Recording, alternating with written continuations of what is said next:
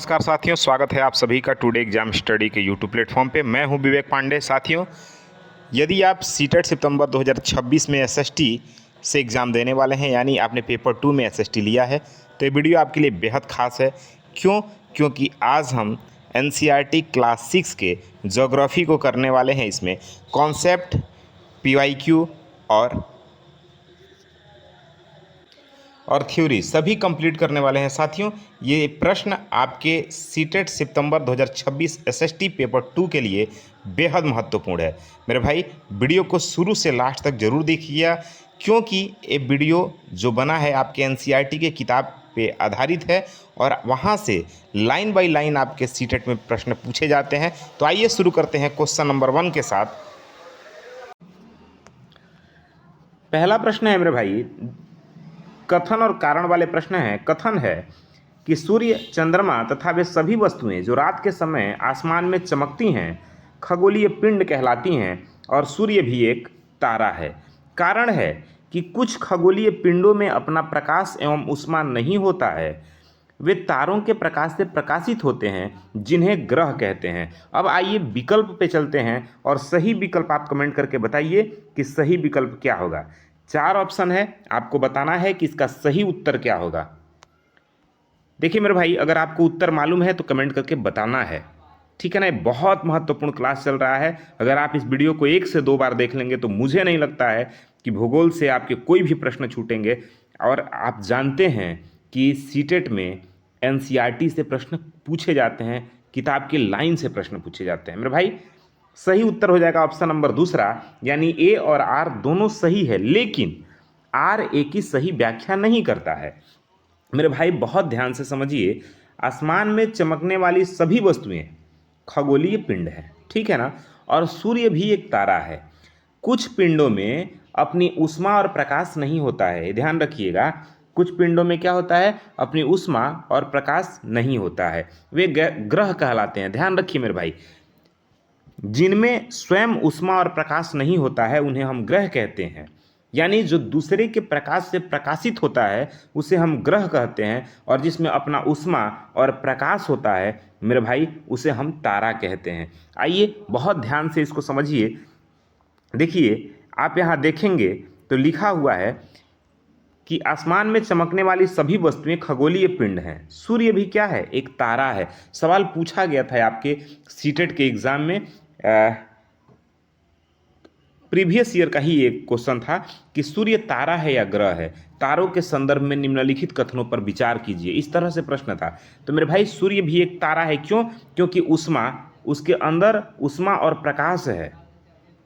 देखिए ध्यान रखिए, जिसके अंदर ऊष्मा और प्रकाश नहीं होता, जो दूसरे के प्रकाश से प्रकाशित होते हैं, उन्हें हम ग्रह कहते हैं। ये ध्यान रखिएगा। इसलिए दोनों कथन पृष्ठ के आधार पर सत्य हैं, लेकिन ग्रहों के प्रकाश न होना सूर्य के तारे होने का कारण स्पष्ट नहीं है। इसलिए दोनों अपने अपने जगह पे स्वतंत्र कथन सही हैं, लेकिन एक दूसरे के पूरक नहीं है, ठीक है ना। देखिए, कुछ महत्वपूर्ण बातें हैं वो जान लीजिए। खगोलीय पिंडों को तारा भी कहा जाता है, ठीक है ना। सूर्य भी क्या है, एक तारा है। जिन खगोलीय पिंडों में अपना प्रकाश एवं ऊष्मा नहीं होता उन्हें हम क्या कहते हैं, ग्रह कहते हैं। ये बात आपको ध्यान रखना है। और जिनमें स्वयं ऊष्मा और प्रकाश होता है मेरे भाई, उन्हें हम क्या कहते हैं, तारा कहते हैं। ध्यान रखिए, तारे मुख्य रूप से गर्म गैस यानी हाइड्रोजन और हीलियम से बने होते हैं। इनमें नाभिकीय संलयन द्वारा ऊर्जा उत्पन्न, ये लोग नाभिकीय संलयन द्वारा ऊर्जा उत्पन्न करते हैं, ठीक है ना। ये आपको ध्यान रखना है कि जिनमें ऊष्मा और प्रकाश होता है उन्हें हम तारा कहते हैं, और इनमें नाभिकीय संलयन द्वारा ये ऊर्जा उत्पन्न करती हैं। ध्यान रखिएगा, इसमें हाइड्रोजन और हीलियम से, गर्म गैस से अधिकांशतः हाइड्रोजन और हीलियम से बने होते हैं, ठीक है ना। देखिए मेरे भाई, जो ग्रह शब्द है ना, वो ग्रीक भाषा के प्लेनेटाई से बना है, यानी प्लेनेटाई से बना है, ध्यान रखिएगा, जिसका अर्थ होता है परिभ्रामक, अर्थात चारों ओर घूमना। मेरे भाई, सूर्य का गुरुत्वाकर्षण बल पूरे सौरमंडल के सभी ग्रहों और पिंडों को अपनी अपनी कक्षाओं में बांधकर रखता है। कौन? सूर्य का गुरुत्वाकर्षण बल। तो सभी फैक्ट, सभी लाइन दिमाग और दिल दोनों जगह बैठा लीजिए कि जब एग्जाम में इस तरह के कथन और कारण से संबंधित प्रश्न पूछे तो आपके कहीं भी प्रश्न गलत ना हो, ये ध्यान रखिएगा। आगे बढ़ते हैं अगले प्रश्न की तरफ। देखिए प्रश्न ये है, कह रहा है कि नीचे दिए गए कथनों पर विचार कीजिए। कथन क्या है? पहला कथन है कि तारों के विभिन्न समूहों द्वारा बनाई गई विविध आकृतियों को हम नक्षत्र मंडल कहते हैं।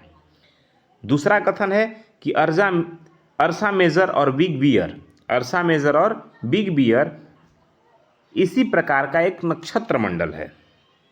तीसरा कथन है कि उत्तरी तारा उत्तर दिशा को बताता है, जिसे ध्रुव तारा भी कहा जाता है। अब आपके सामने विकल्प है, चारों विकल्प पढ़िए और सही विकल्प का चयन करिए। बताइए कि सही उत्तर क्या होगा। देखिए मेरे भाई, अगर सही उत्तर की हम बात करें तो आपका सही उत्तर ऑप्शन नंबर 4 हो जाएगा, यानी पहला, दूसरा और तीसरा ये सभी कथन मेरे भाई सही हैं। ध्यान रखिए। देखिए, तारों के समूह द्वारा बनाई गई जो आकृति होती है ना, उसे हम नक्षत्र मंडल कहते हैं, जिसमें अर्सा मेजर या बिग बियर शामिल है। उत्तरी तारों को उत्तर ध्रुव तारा कहा जाता है, जो उत्तर दिशा को बताता है। इसलिए मेरे भाई तीनों कथन पूर्णतः सत्य हैं, ये ध्यान रखिएगा। नक्षत्र मंडल तारों के विभिन्न समूहों द्वारा बनाई गई एक अलग प्रकार की, विविध प्रकार की आकृति होती है। अर्सा मेजर या बिग बियर नक्षत्र मंडल का ही एक प्रमुख उदाहरण है। ध्यान रखिए, जो दो ध्रुव तारे होते हैं ना, उत्तरी ध्रुव तारा उत्तर दिशा को बताता है, दक्षिणी ध्रुव तारा दक्षिण दिशा को बताता है। ये ध्यान रखेंगे आप लोग। देखिए, सप्तऋषि मंडल 7 तारों का एक समूह है, जो वास्तव में अर्सा मेजर नक्षत्र मंडल का ही एक क्या है, भाग है, एक हिस्सा है। ध्यान रखिएगा, सप्तऋषि के आगे वाले 2 तारों को संकेतक तारा कहा जाता है, जिनकी सीध में देखने पर ध्रुव तारा दिखाई देता है। यानी सप्तऋषि तारा होता है ना, उसके आगे 2 तारे होते हैं और इसके सीध पर देखने पे हमें क्या दिखाई देता है, ध्रुव तारा दिखाई देता है। ये बात आपको ध्यान रखना है। ध्रुव तारा आकाश में हमेशा एक ही स्थान पर रहता है और यह पृथ्वी के घूर्णन अक्ष की सीध में स्थित होता है, ये ध्यान रखिएगा। आगे अगले प्रश्न की तरफ बढ़ते हैं। प्रश्न बेहद महत्वपूर्ण है और आपको बताना है। देखिए, प्रश्न ये है कि सूची 1 को सूची 2 से सुमेलित करना है और सही कूट का प्रयोग करना है। आइए, सूची 1 को सूची 2 से हम सुमेलित करते हैं। साफ दिख रहा है ना आपको? चलिए बताइए, पढ़िए और बताइए कि किसका मिलान किसके साथ होगा। एक तरफ उपग्रह है, एक तरफ उपग्रह है, आकाशगंगा है, सोल है, ब्रह्मांड है, दूसरी तरफ उसके बारे में है, तो किसके बारे में कौन सा कथन सही है, पढ़ लिए। अब आइए आप विकल्प पे चलिए। 4 विकल्प आपके सामने है, अब इसका सही उत्तर बताइए। बोलिए सही उत्तर क्या होगा। देखिए, सही उत्तर होगा ऑप्शन नंबर ए, यानी तीसरे का एक का तीसरे से, यानी उपग्रह जो है वो ग्रहों के चारों ओर उसी प्रकार चक्कर लगाने वाला एक पिंड है। ठीक है ना। देखिए, आइए इसको समझते हैं हम विस्तार से। उपग्रह ग्रहों के चारों ओर चक्कर लगाता है, ठीक है ना। आकाशगंगा खुले आकाश में फैली सफ़ेद चौड़ी पट्टी है, जो लाखों तारों का समूह है। रोमन कहानियों में सोल का अर्थ सूर्य देवता होता है, ठीक है ना। और लाखों आकाश गंगाएं मिलकर ब्रह्मांड का निर्माण करती है। तो इस तरह से मेरे भाई जब आप देखेंगे तो आपका सही मिलान क्या हो जाएगा, उपग्रह का मिलान किससे हो जाएगा बताइए। उपग्रह का मिलान तीसरे से हो जाएगा, ठीक है ना। दूसरे का यानी बी का मिलान लाखों तारों का समूह आकाशगंगा। सोल का निर्माण पौराणिक रोमन कहानी में सूर्य देवता को कहा गया है सोल। ब्रह्मांड लाखों आकाश गंगाएं, ठीक है ना। तो इस तरह से आपका मिलान सही हो जाएगा, ध्यान रखिएगा। आगे अगर हम बढ़ें उससे पहले कुछ महत्वपूर्ण फैक्ट है वो आप जान लीजिए। देखिए, उपग्रह एक खगोलीय पिंड है जो ग्रहों के चारों ओर चक्कर लगाता है। सौर शब्द का अर्थ होता है सूर्य से संबंधित, जिसे सौरमंडल शब्द बना है, ठीक है ना। लाखों आकाश गंगाएं जब मिलती हैं तो ब्रह्मांड यानी यूनिवर्स का निर्माण होता है।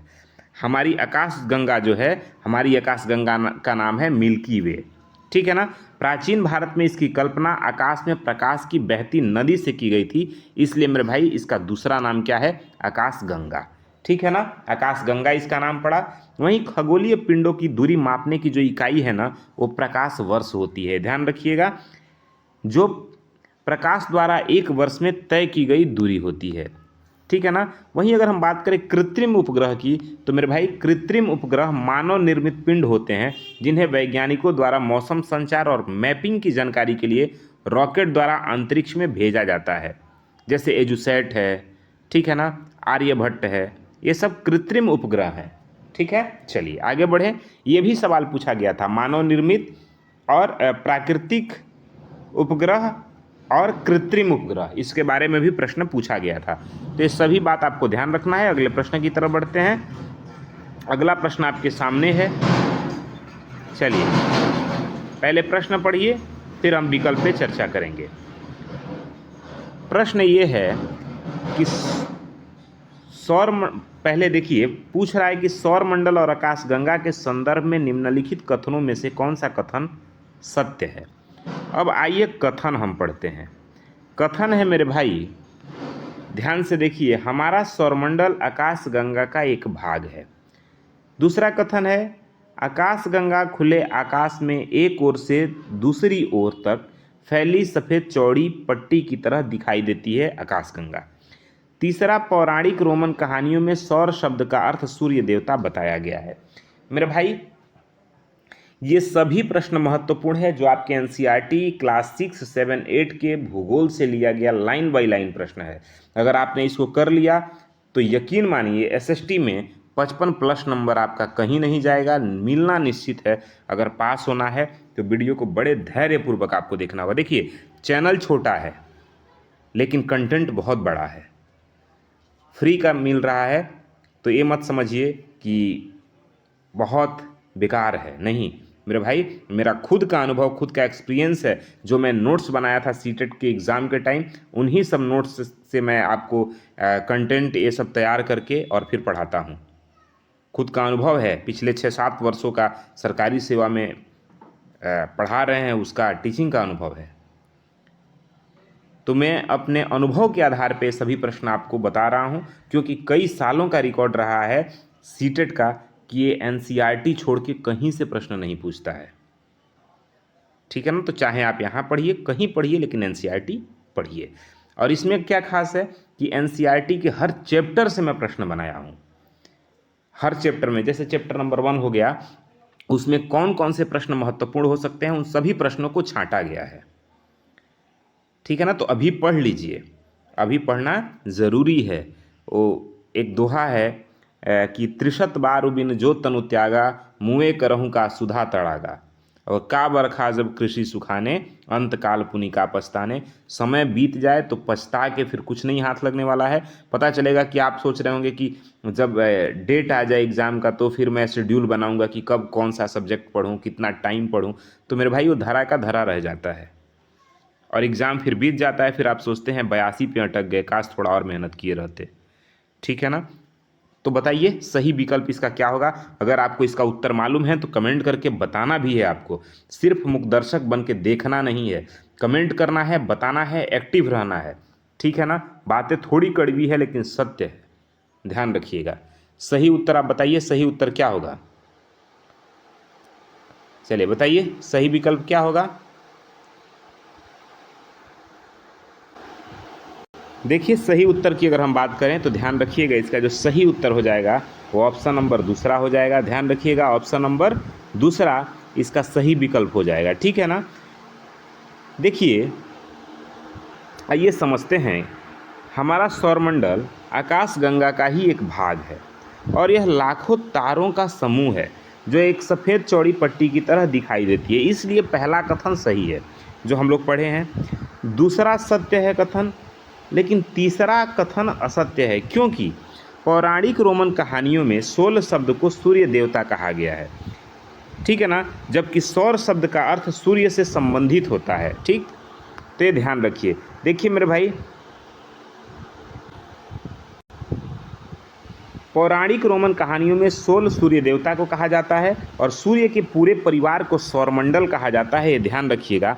अगर हम बात करें सूर्य से दूरी के क्रम में ग्रहों की स्थिति, तो ध्यान रखिएगा, अगर सूर्य से दूरी के क्रम में ग्रहों की स्थिति पे चर्चा करें तो सबसे पहले आता है मेरे भाई बुध, फिर शुक्र, फिर पृथ्वी फिर मंगल, फिर बृहस्पति, फिर शनि, फिर यूरेनस और फिर नेपच्यून। ध्यान रखेंगे ये सूर्य से बढ़ते क्रम में दूरी के हिसाब से ग्रहों को बताया गया है। सूर्य से सबसे पास में बुध है, फिर शुक्र, फिर पृथ्वी, फिर मंगल, बृहस्पति, शनि, यूरेनस और नेपच्यून, ये आपको ध्यान रखना है। वहीं पृथ्वी जो है ना मेरे भाई, पृथ्वी आकार में 5वां सबसे बड़ा ग्रह है और यह ध्रुवों पर थोड़ी सी चपटी होने के कारण इसके आकार को भूआभ कहा जाता है, यानी जियोड कहते हैं, ठीक है ना। और वहीं अगर हम बात करें प्रकाश की गति की, तो मेरे भाई ध्यान रखिएगा, प्रकाश की जो गति है ना वो लगभग 3 लाख किलोमीटर सेकंड होती है और यह इस तीव्र गति के बावजूद सूर्य का जो प्रकाश है वो हमारे पृथ्वी तक पहुंचने में समय लेता है 8 मिनट और 20 सेकंड का। देखिए जो प्रकाश की गति होती है ना वो 3 लाख किलोमीटर प्रति सेकंड होती है। इस तरह से सूर्य का प्रकाश पृथ्वी तक पहुंचने में जो टाइम लेता है वो 8 मिनट और 20 सेकंड का समय लेता है, आपको ध्यान रखना है। ये सभी प्रश्न बेहद महत्वपूर्ण हैं, इसलिए आपको इन सभी प्रश्नों को ध्यान से समझना है। अगला प्रश्न है, ध्यान रखिएगा, क्वेश्चन नंबर 5 है और ये कह रहा है कि कथन ए हैं और कथन आर हैं, पढ़िए इसको और बताइए। कह रहा है कि सूर्य, 8 ग्रह, उपग्रह तथा कुछ अन्य खगोलीय पिंड जैसे कि क्षुद्र ग्रह और उल्का पिंड मिल करके सौर मंडल का निर्माण करते हैं। कारण कह रहा है कि सूर्य सौरमंडल के केंद्र में स्थित है, यह बहुत बड़ा है एवं अत्यधिक गर्म गैसों से बना है। अब आपके सामने विकल्प है, देखिए 4 विकल्प आपके सामने है, सही विकल्प आपको बताना है। तो ध्यान रखिए मेरे भाई, अगर हम सही विकल्प की चर्चा करें तो इसका जो सही उत्तर हो जाएगा वो ऑप्शन नंबर दूसरा सही होगा, यानी ए और आर दोनों तो सही है, लेकिन आर ए की सही व्याख्या नहीं करता। दोनों सेंटेंस अपने आप में स्वतंत्र हैं और सही भी हैं, लेकिन आर ए की व्याख्या नहीं करता है। क्यों? क्योंकि आइए मैं समझाता हूँ और समझिए कि सौर मंडल में सूर्य, 8 ग्रह, उपग्रह, क्षुद्र ग्रह और उल्का पिंड शामिल है, ये कथन तो सही है, ठीक है ना। सूर्य सौरमंडल के केंद्र में स्थित है और गर्म गैस से बना है, ये भी बात बिल्कुल ठीक है। लेकिन मेरे भाई जो कारण है, कारण अपने आप में भी सत्य है, कारण भी सही है, लेकिन व्याख्या नहीं करता। कैसे? देखिए सूर्य गर्म गैसों से बना है, सौरमंडल के निर्माण घटकों की व्याख्या नहीं करता। मेरे भाई ये बात तो सत्य है कि सूर्य गर्म गैसों से बना है, सौरमंडल के केंद्र में है, लेकिन इस बात की पुष्टि नहीं करता, इस बात का ये व्याख्या नहीं करता है कि जो सौरमंडल में सूर्य, 8 ग्रह, उपग्रह, क्षुद्र ग्रह, उल्का पिंड मिल करके हमारा सौरमंडल बना है, इस बात की व्याख्या वो नहीं कर रहा है, ठीक है ना। तो ये बात आपको समझ आ रहा है। देखिए इसी तरह के प्रश्न आपके सीटेट में पूछे जाते हैं, तो आप इससे बोर नहीं होइएगा, बहुत ध्यान से, बहुत निश्चिंत होकर प्रश्न को देखिए। एक बार में ना समझ में आए दोबारा देखिए। मेरे भाई सूर्य सौरमंडल के लिए प्रकाश और ऊष्मा का एकमात्र स्रोत है जो उसके समस्त सदस्यों को ऊर्जा प्रदान करता है, यानी जो भी ग्रह हैं उन्हें ऊर्जा प्रदान करता है, प्रकाश प्रदान करता है। मेरे भाई सूर्य पृथ्वी से लगभग 15 करोड़ किलोमीटर दूर स्थित है। सूर्य से सबसे ज़्यादा निकट जो तारा है उसका नाम है प्रोक्सिमा सेंचुरी। ध्यान रखिएगा, सूर्य के सबसे निकट जो तारा है ना उसका नाम क्या है? Proxima Centauri. देखिए सूर्य का जो खिंचाव बल है उससे है क्या मेरे भाई, तो वह सौरमंडल के एक निश्चित व्यवस्था में सभी को बांध करके रखता है, ठीक है ना। सूर्य के केंद्र में नाभिकीय संलयन की प्रक्रिया होती है जिसमें हाइड्रोजन गैस हीलियम में परिवर्तित होती है। सौरमंडल का जनक या प्रधान की बात करें तो सूर्य को ही कहा जाता है, जो कि सौर परिवार का क्या है? मुखिया है और ऊर्जा का केंद्र है। देखिए मैं लाइन इसलिए लेके आया हूँ, आपको लग रहा होगा कितना आसान है। मेरे भाई यही आसान क्वेश्चन जब एग्जाम में पूछ देता है तो समझ में नहीं आता है कि इसका मतलब क्या हुआ। सवाल पूछा तो था कि सूर्य तारा है या ग्रह है, ग्रहों के संदर्भ में निम्नलिखित कथनों पर विचार कीजिए। और सवाल था कि कथन था कि जिसमें ऊष्मा और प्रकाश होता है वो ग्रह होते हैं, जो स्वयं के प्रकाश से प्रकाशित होता है वो तारा होता है। अब इस तरह से, अब ए सही है, बी सही है, ए बी सही है, इस तरह से प्रश्न था, ठीक है ना। आइए देखिए आगे प्रश्न देखते हैं, इसलिए आप धैर्य से पढ़ें, घबराएं नहीं, और बहुत बेहतरीन क्लास है, शुरू से लास्ट तक धैर्य बना के ज़रूर देखिए। देखिए नीचे दिए गए कथनों पर विचार कीजिए। कथन है कि सौरमंडल के सभी 8 ग्रह एक निश्चित दीर्घ वृत्ताकार पथ पर सूर्य का चक्कर लगाते हैं, जिन्हें कक्षा कहते हैं। दूसरा कथन है बुध सूर्य के सबसे नज़दीक का ग्रह है। तीसरा है कि प्रकाश की गति लगभग 3 लाख किलोमीटर प्रति सेकंड है और सूर्य के प्रकाश को पृथ्वी तक पहुंचने में 8 मिनट 19 सेकंड का समय लगता है। बताइए सत्य कथन कौन सा है? देखिए मेरे भाई, अगर सत्य कथन की हम बात करें तो 4 विकल्प आपके सामने है, बताना है आपको। तो इसका सही विकल्प ऑप्शन नंबर 4 हो जाएगा, यानी पहला, दूसरा और तीसरा सभी कथन सही हैं। ध्यान रखिए सभी कथन क्या हैं? सही हैं मेरे भाई।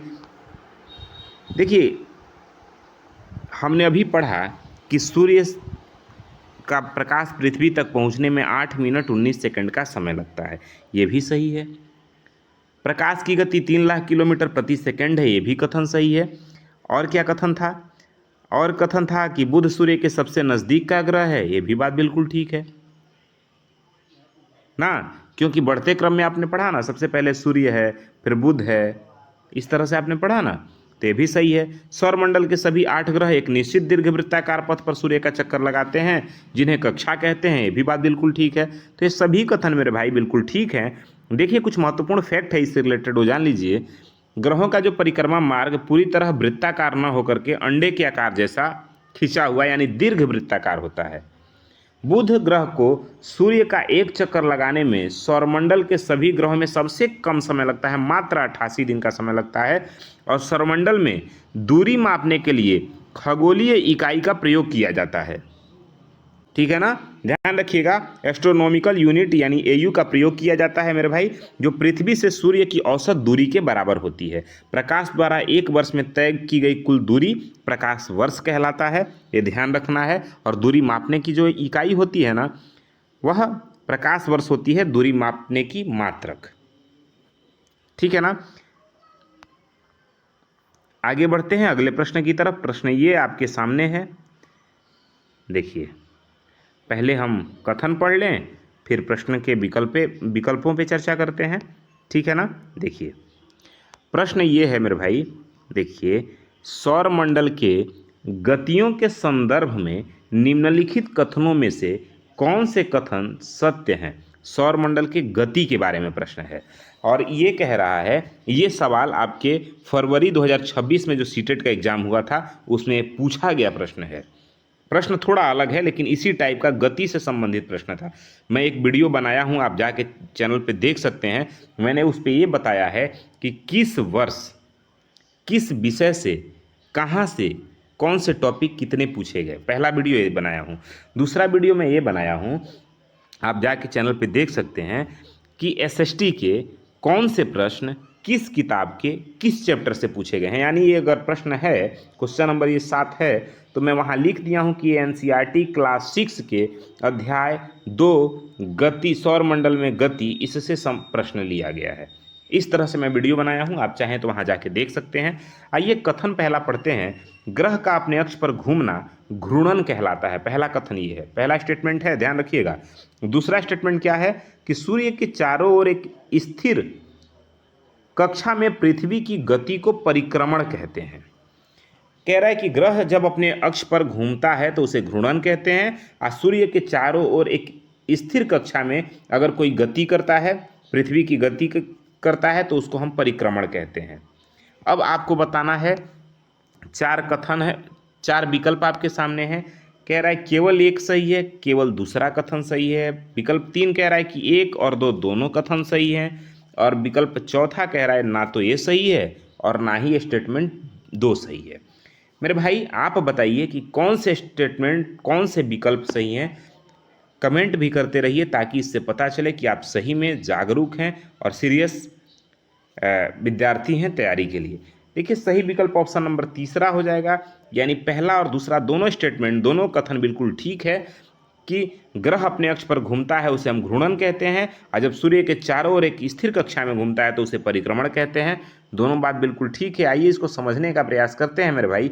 देखिए ग्रहों के अपने अक्ष पर घूमना घूर्णन होता है और घूर्णन के कारण ही मेरे भाई दिन और रात की अवधि निर्धारित की जाती है, यानी दिन रात होने का जो कारण है वह है घूर्णन। घूर्णन के कारण ही, ग्रहों के अपने अक्ष पर घूर्णन के कारण ही दिन और रात होते हैं। वहीं ग्रहों के सूर्य के चारों ओर परिक्रमण के कारण, ध्यान रखिए, ग्रहों के सूर्य के चारों ओर परिक्रमण के कारण वर्ष की अवधि तय होती है और ऋतु परिवर्तन होता है। सवाल ध्यान से समझिए और जवाब भी समझिए। आपसे प्रश्न कथन वाले पूछ देगा तो ये मैं फैक्ट और आपके सामने कुछ ज़रूरी बात लिख कर इसीलिए लाया। देखिए, सबसे पहली बात तो ये समझिए मैं लिख के क्यों लाया, क्योंकि मोबाइल पे लिखने पे दिक्कत परेशानी होती है स्क्रीन पे लिखने में, इसलिए मैं सभी आपको PDF तैयार करके लाता हूँ कि आपको पढ़ के समझा दूंगा और चीज़ें आप देख के नोट कर लेंगे, याद कर लेंगे। परिक्रमण के कारण ऋतु परिवर्तन होता है और वर्ष की अवधि तय होती है, और घूर्णन के कारण दिन रात होता है। दोनों फैक्ट आपको ध्यान रखना है। साथ में ये भी ध्यान रखिएगा कि सूर्य और यूरेनस यानी जो अरुण है, सौर मंडल के दो ऐसे अपवाद ग्रह हैं जो घड़ी की सुई की दिशा में यानी क्लॉकवाइज पूर्व से पश्चिम घूर्णन करते हैं। वहीं अन्य सभी जो 6 ग्रह हैं, वो साथ में पृथ्वी को लेकर के भी, पृथ्वी और जो 6 ग्रह हैं, ठीक है ना, पृथ्वी और 5 ग्रह हैं यानी पृथ्वी को लेकर 6 ग्रह, वो पश्चिम से पूर्व दिशा में यानी एंटी क्लॉकवाइज घूर्णन करते हैं। 2 ग्रह ऐसे हैं जो क्लॉकवाइज यानी घड़ी की सुई की दिशा में पूर्व से पश्चिम की ओर घूमते हैं। वो कौन कौन से हैं? यूरेनस और शुक्र। लेकिन शुक्र और यूरेनस को छोड़ करके सभी ग्रह, साथ में पृथ्वी भी, पश्चिम से पूर्व की ओर एंटी क्लॉकवाइज घूर्णन करती है, ध्यान रखना है। और साथ में ये भी ध्यान रखना है कि पृथ्वी का अक्ष इसके परिक्रमण तल से 66.5 डिग्री का कोण बनाती है, जो ऋतु परिवर्तन के लिए एक मुख्य कारण ये भी है। ठीक है ना, पृथ्वी का अक्ष इसके परिक्रमण तल से 66.5 डिग्री का कोण बनाती है, जो ऋतु परिवर्तन के लिए क्या है? जिम्मेदार है। बात समझ में आ रहा है? देखिए, अगला क्वेश्चन है क्वेश्चन नंबर 8, और प्रश्न ये है कि सूची 1 को सूची 2 से सुमेलित कीजिए तथा नीचे दिए गए कूट का उपयोग करके सही उत्तर चुनिए। आइए हम पहले सूची को देख लेते हैं और फिर कूट पे ध्यान देते हैं। बताइए, शुक्र है, बुध है, मंगल है, पृथ्वी है, प्रथम स्थान, तृतीय स्थान, द्वितीय स्थान, चतुर्थ स्थान। सवाल ये था ना कि सूची 1 जो है वो ग्रह का नाम है और सूची 2 जो है वो दूरी का क्रम है। अब आपको बताना है कौन सा ग्रह सूर्य से दूरी के अनुसार कितने नंबर पे है। तो आपने पढ़ा है मेरे भाई कि पहले आप बताइए, आप इसका सही आप पढ़ लिए, अब सही विकल्प चुनिए, ये विकल्प है। अब बताइए, सही कूट चुन के बताइए कि कौन सा विकल्प सही होगा। देखिए, अगर आपको ये आ रहा है, आ क्या रहा है, आना ही चाहिए, तो आप बताएंगे क्वेश्चन नंबर 8 ऐसे लिखिए, क्वेश्चन नंबर 8, आप विकल्प 1 या 2 या 3 जो सही हो आप लिखिए। ठीक है, देखिए मेरे भाई, अगर हम सही उत्तर की बात करें ना, तो सही उत्तर मेरे भाई ऑप्शन नंबर 1 हो जाएगा, यानी A का 3, B का 1, C का 4, D का 2। देखिए कैसे, ये आपका A का 3 यानी शुक्र तृतीय स्थान पे है, सॉरी द्वितीय स्थान पे। आपको हमने बताया भी था पिछले प्रश्न में कि सूर्य है, सूर्य से बढ़ते क्रम में सबसे पहले बुध है, ठीक, तो पहले स्थान पे कौन हो जाएगा? बुध। उसके बाद शुक्र है, तो फिर बुध सूर्य से दूसरे स्थान पे कौन हो जाएगा? शुक्र, तो ये आपका दूसरे स्थान पे। फिर उसके बाद पृथ्वी है, तो तीसरे स्थान पे कौन हो जाएगा? पृथ्वी। और चौथे स्थान पे हो जाएगा मंगल। बात समझ में आ रहा है? ए तीसरे स्थान पे, A का 3, B का 1, C का 4, D का 2, यानी सूर्य से बढ़ते क्रम में अगर हम बात करें तो सबसे पहले कौन है? बुध है, फिर शुक्र है, फिर पृथ्वी है, फिर मंगल है। ठीक है ना? चलिए देखिए मेरे भाई, यहाँ भी आप समझ लीजिए कि सूर्य से दूरी के क्रम में सबसे पहले बुध आता है, उसके बाद शुक्र आता है, फिर तीसरे स्थान पर पृथ्वी, चौथे स्थान पर मंगल। ठीक है ना। देखिए मेरे भाई, एक बात ध्यान रखिएगा, एग्जाम में अक्सर सवाल ये पूछा जाता है आंतरिक ग्रह के बारे में। किस ग्रह के बारे में? आंतरिक ग्रह। तो आंतरिक ग्रह कौन कौन से हैं? बुध, शुक्र, पृथ्वी और मंगल, ये आंतरिक ग्रह हैं, क्योंकि ये सूर्य के अत्यंत निकट और होते हैं और यह चट्टानों से बने हैं। देखिए मेरे भाई, सवाल पूछा गया था प्रीवियस ईयर में कि आंतरिक ग्रहों के बारे में निम्न में से कौन से कथन सत्य हैं, और सवाल ये था कि बुध, शुक्र, पृथ्वी, मंगल आंतरिक ग्रह हैं, पहला कथन। दूसरा कथन था कि ये चट्टानों से बने हैं। तीसरा कथन था एक गैसों से बने हैं। तो अब इसमें जो असत्य कथन है वही छांटना था। तो पहली बात कि बुध, शुक्र, पृथ्वी और मंगल ये आंतरिक ग्रह हैं। दूसरी बात कि ये चट्टानों से बने हैं। किससे बने हैं मेरे भाई? चट्टानों से। और यह सूर्य के अत्यंत निकट है। वहीं हम बात करें अगर बाह्य ग्रह की, तो बृहस्पति, शनि, यूरेनस और नेपच्यून ये बाह्य ग्रह हैं। और यह मुख्य रूप से किससे बने हैं? गैस से और तरल पदार्थ से। दोनों में अंतर समझिए, आंतरिक ग्रह बने हैं चट्टानों से और बाह्य ग्रह बने हैं गैस और तरल पदार्थों से। बात क्लियर हो रहा है ना? साथ में ये भी ध्यान रखिएगा कि शुक्र ग्रह को सौर मंडल का सबसे गर्म ग्रह माना जाता है। शुक्र के बारे में मेरे भाई ध्यान रखिएगा कि शुक्र को सौर मंडल का सबसे गर्म ग्रह माना जाता है। क्यों माना जाता है? क्योंकि इसके वायुमंडल में कार्बन डाइऑक्साइड की मात्रा बहुत अधिक है, जो ग्रीन हाउस प्रभाव पैदा करती है। ठीक है ना, ये बात आपको ध्यान रखना है। वहीं मेरे भाई मंगल के बारे में, मंगल ग्रह के बारे में एक बात ध्यान रखिएगा कि मंगल ग्रह को हम लाल ग्रह कहते हैं।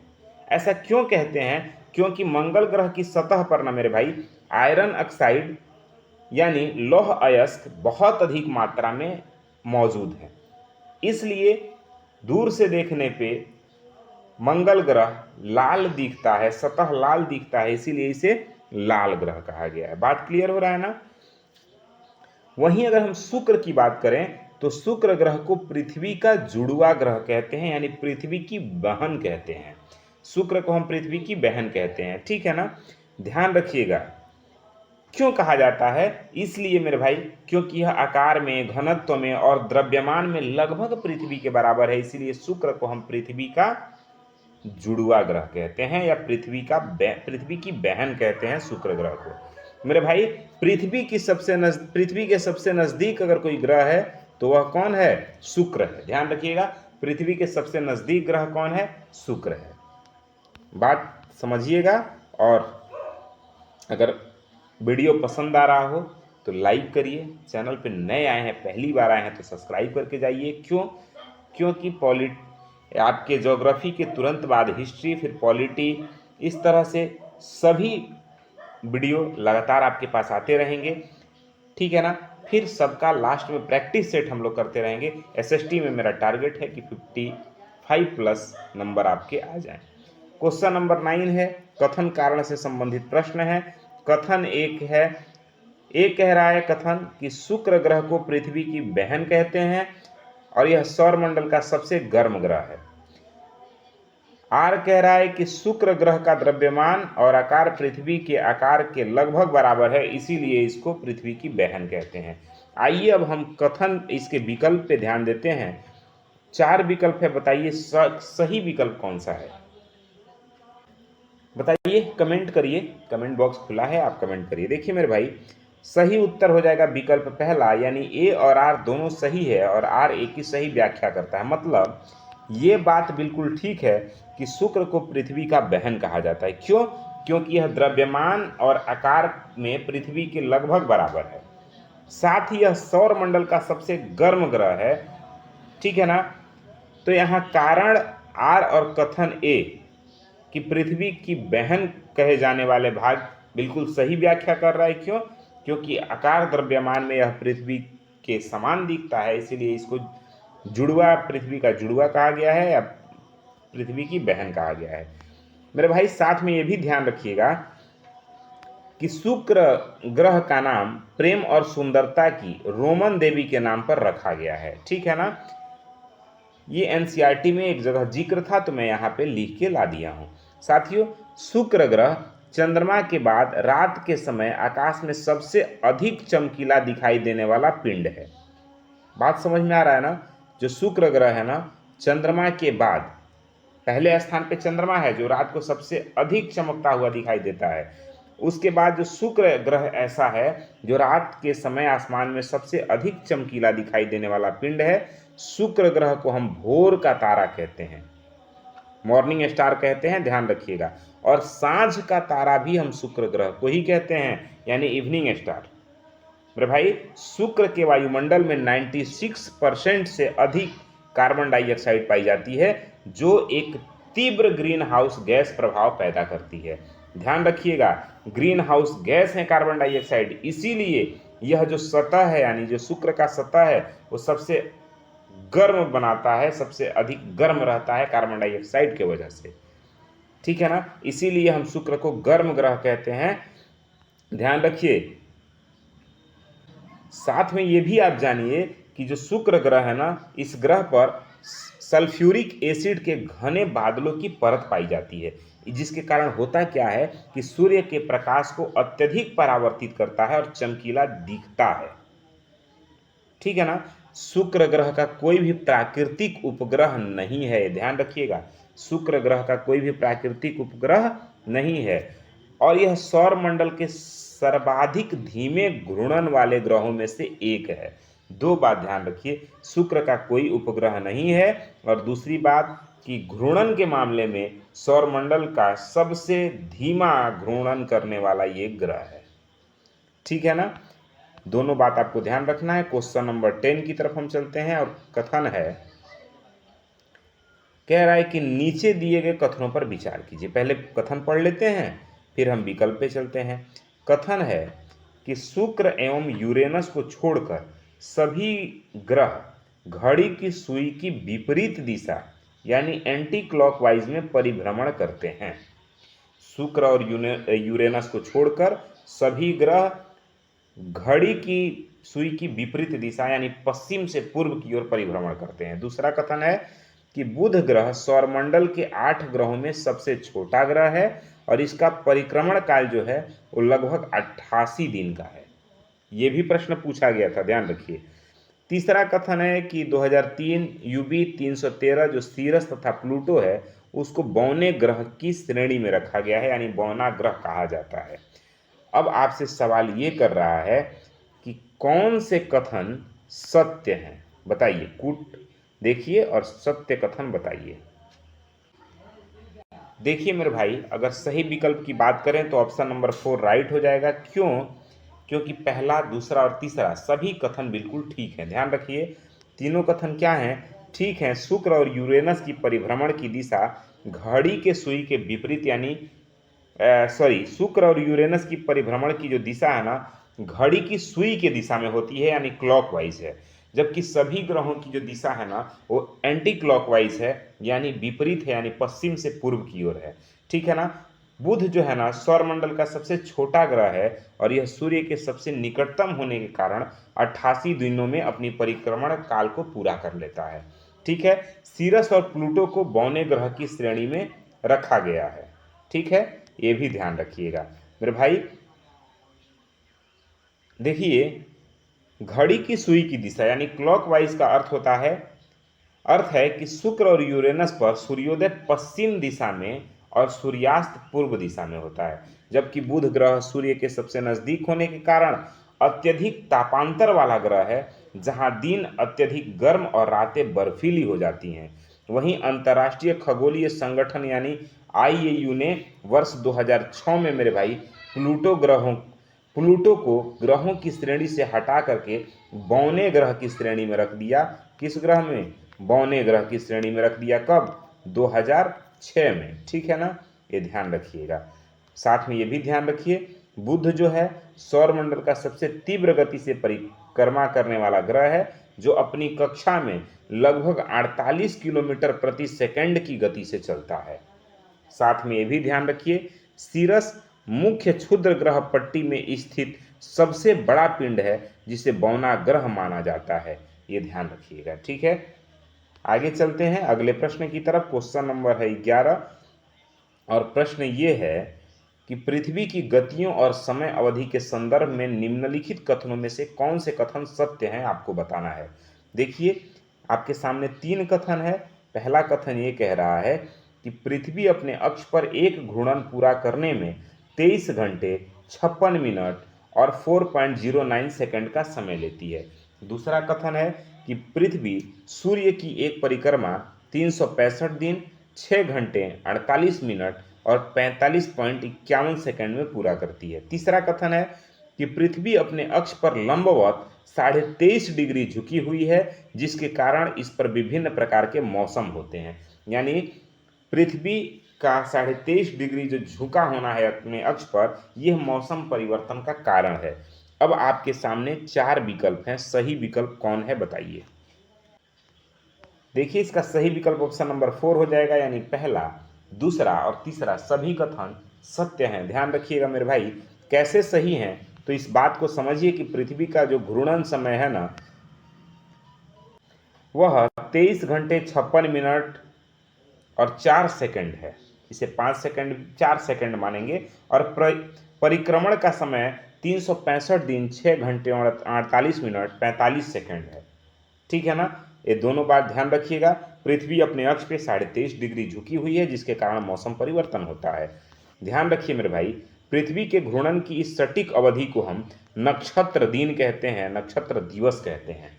ठीक है ना। परिक्रमण काल के अतिरिक्त 6 घंटे हर 4 साल में मिलकर 24 घंटे यानी एक दिन के बराबर हो जाता है, जिसे लीप वर्ष या लिपि वर्ष कहते हैं। और उस लीप वर्ष में 366 दिन का एक वर्ष होता है।